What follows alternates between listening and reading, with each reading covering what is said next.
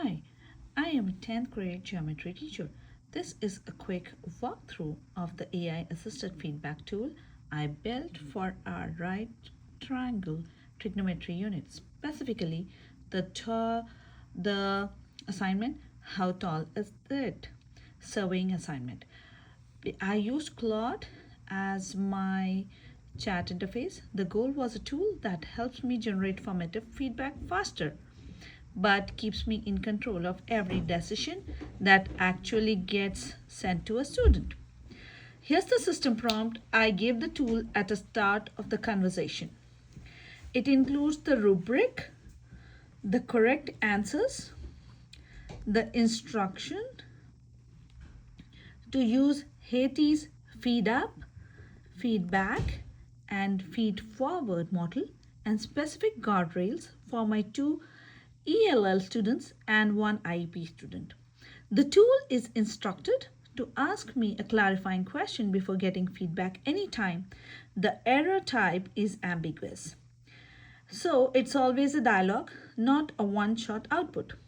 Let me show you the feedback cycle for Sophia because here are the equity rules for my EL students and the IEP students. So now I will show you this. I asked the tool, I instructed it to clarifying the questions before generating feedback. So now let me show you the feedback cycle for Sophia. So she got problems 1 and 2 exactly right.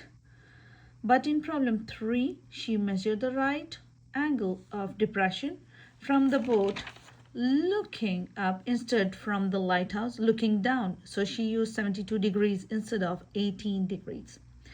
So it's over here. So I pasted her work into the chat and described the error. Watch what the tool does before it generates feedback.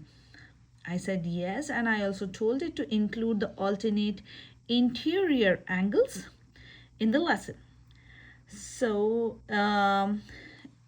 the connection, because we covered that in the lesson, then it is generated as a draft.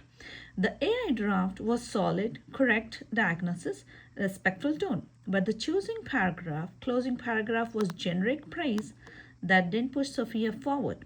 So I asked the tool to replace it with a feed forward. So I asked the tool to replace it with the feed forward question targeting exactly what you misunderstood.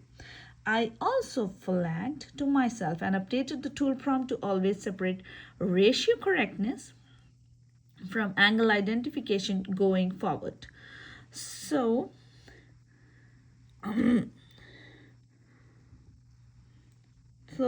that's a distinction the AI kept collapsing in early drafts. From my initial design to the final version, I made 4 updates. So to the system prompt, I added the ratio versus angle separation rule. Then I added a feed forward requirement. For the updates to the prompt, I added the ratio angle separation rule, a feed forward requirement for stronger students, a guardrail against blanket praise when one problem has an error, and clearer ELL tone instructions after testing V's feedback. So the tool saved me time onto diagnosis, but every word that went to a student was reviewed and often rewritten by me. That's the workflow I would recommend to any teacher trying this. Thank you.